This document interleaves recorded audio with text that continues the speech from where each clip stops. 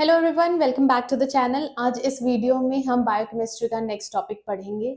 अभी फिलहाल हम लिपिड के बारे में पढ़ रहे हैं और इस वीडियो से पहले हमने digestion of lipid, absorption of lipid, transportation of lipid पढ़ लिया है। आज इस वीडियो में हम पढ़ेंगे कि मेटाबॉलिक फेट ऑफ लिपिड क्या है। ठीक है, तो हमने पहले डिस्कस किया था कि फेट का मतलब होता है पाथवेज। ठीक है, तो मेटाबॉलिक पाथवेज ऑफ लिपिड क्या क्या है, आज हम इस वीडियो में वो पढ़ेंगे। ओके, तो बोर्ड पे ऑलरेडी मैंने कुछ पाथवेज यहाँ पे मेंशन कर दिया हुआ है। सबसे पहला है जो हम पढ़ेंगे वो है storage as triglyceride in adipose tissues, जिसको हम फैट टिश्यूज भी बोलते हैं। ठीक है, आप फैट टिश्यूज भी बोल सकते हो, एडिपोज टिश्यूज भी बोल सकते हो। ओके, तो अब देखते हैं स्टोरेज एज ट्राइग्लिसराइड मतलब ट्राइग्लिसराइड एडिपोज टिश्यूज में कैसे स्टोर होता है, वो हम देखते हैं। Okay, if energy intake exceeds energy requirements, ठीक है, मतलब जितना आप खा रहे हो, सपोज जो भी कैलोरीज आप ले रहे हो, हमारी बॉडी को जितनी जरूरत है, अगर उससे ज्यादा कैलोरीज आप कंज्यूम कर रहे हो तो क्या होता है, excess fatty acids are esterified to glycerol form triglycerides. ठीक है, मतलब जो भी एक्सेस फैटी एसिड्स हैं, जो एक्सेस फैट्स आप खा रहे हो, वो क्या होते हैं, कन्वर्ट हो जाते हैं ट्राइग्लिसराइड्स में। ठीक है, तो ये तो कन्वर्जन आपको समझ में आ गया डायरेक्टली। सपोज मैं मेरा एक दिन में अगर मैं 1000 कैलोरीज बर्न कर पा रही हूँ सिर्फ, ओके, इंटरनल ऑर्गन्स को हटा दो, हमारे जो मैं नॉर्मल बात कर रही हूँ, अब मेरी कोई एक्टिविटी नहीं हो रही, बिल्कुल एक्टिविटी नहीं हो रही, और जितनी एक्टिविटीज मैं कर रही हूँ उसमें सिर्फ और सिर्फ 1000 कैलोरीज मेरे बर्न हो रहे हैं, पर मैं 1000 के जगह मैं 4000 कैलोरीज कंज्यूम कर रही हूँ, तो रिमेनिंग 3000 कैलोरीज क्या होंगे, वो स्टोर हो जाएंगे एज ट्राइग्लिसराइड। ठीक है, अगेन ये जो नंबर अभी मैंने दिया है 1000 और 3000, ये जस्ट एक समझाने का तरीका है।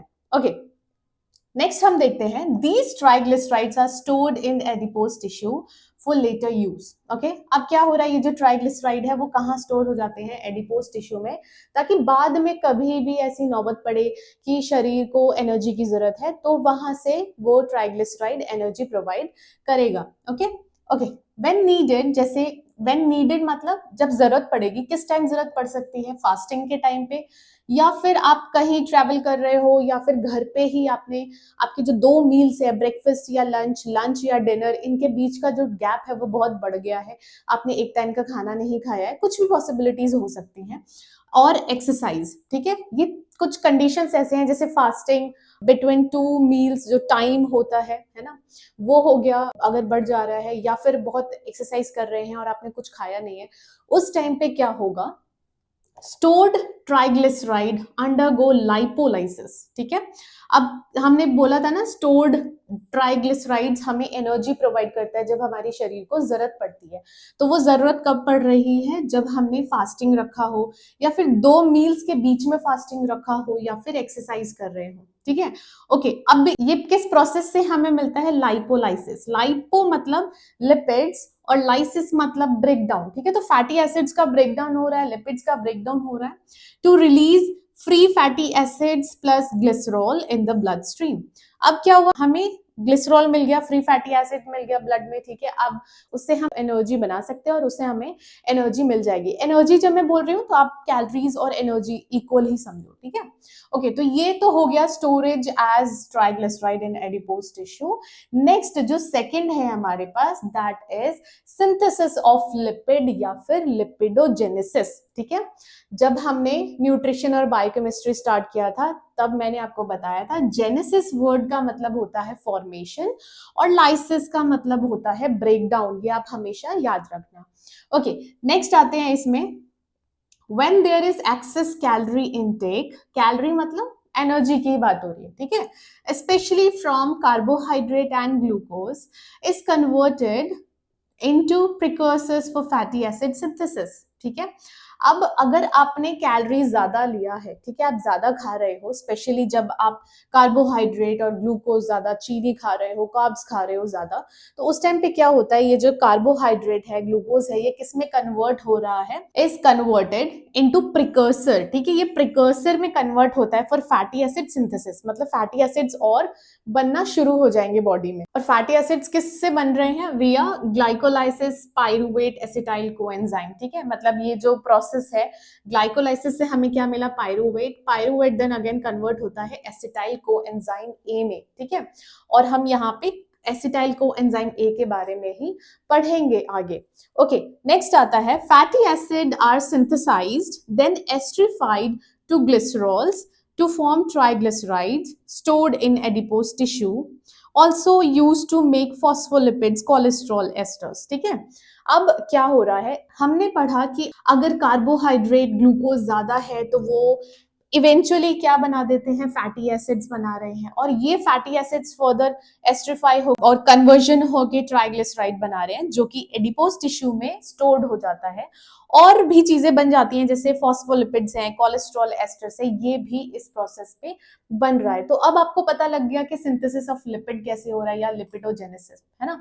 जब भी आप कैलोरीज ज्यादा खाओगे, तो अगर किसी को भी वेट कम करना है तो आप समझ गए आपको कैलोरीज कम करनी पड़ेगी, है ना।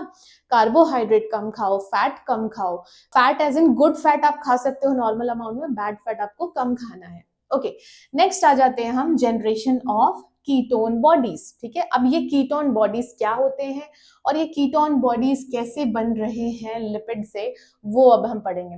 तो कीटोन बॉडीज मैंने आपको बताया था, ये भी एक टाइप का फ्यूल है, जैसे ग्लूकोज है, ग्लूकोज भी क्या है, बॉडी को एनर्जी प्रोवाइड करता है, वैसे ही कीटोन बॉडीज भी बॉडी को एनर्जी प्रोवाइड करते हैं।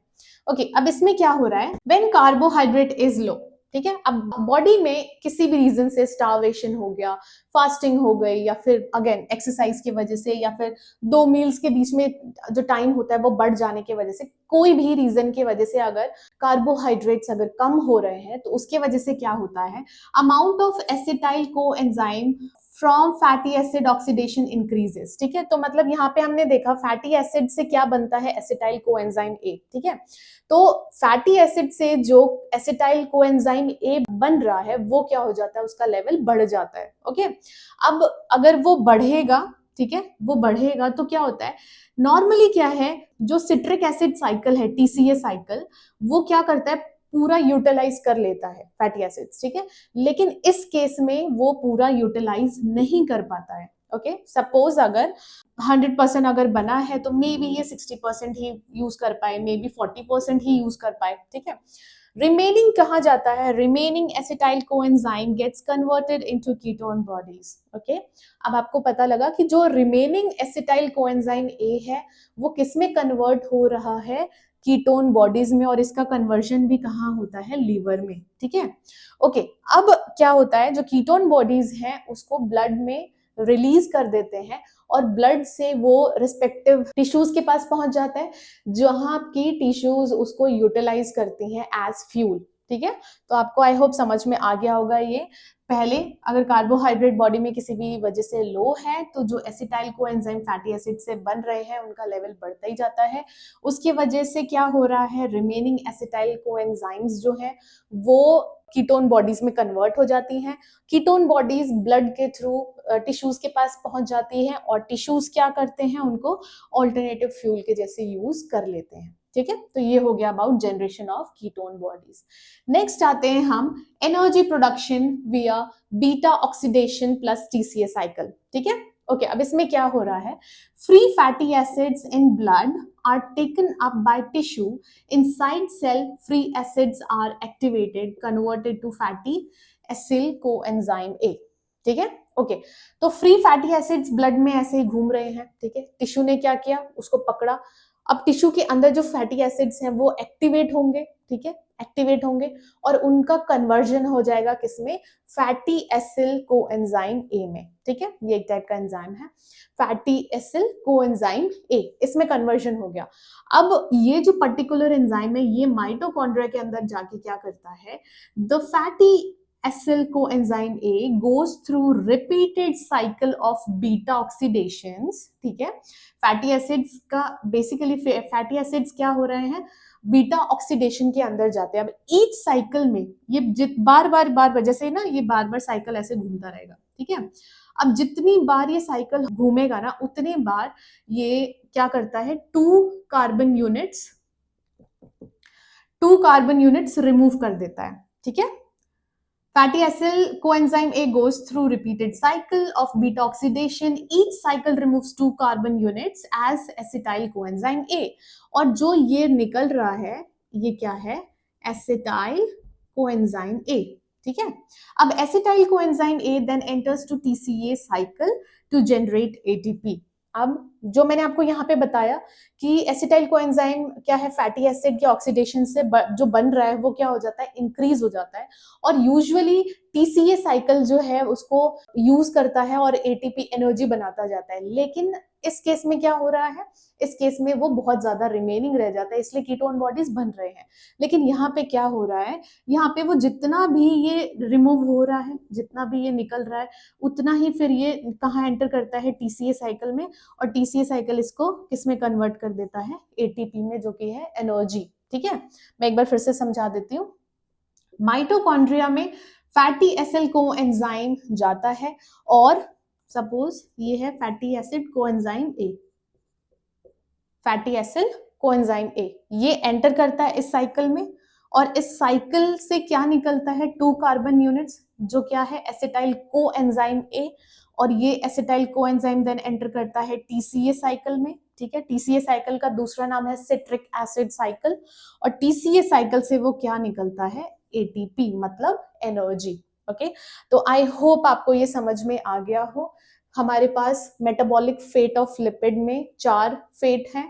फर्स्ट है storage as triglyceride in adipose tissue, दूसरा है सिंथेसिस ऑफ लिपिड या फिर हम इसे लिपिडोजेनेसिस भी बोलते हैं, थर्ड है generation of ketone bodies, and fourth है energy production via beta oxidation plus TCA cycle. ठीक है, अब आप बोलोगे कि टीसीए साइकिल नहीं बताया, तो वो हम आगे पढ़ेंगे।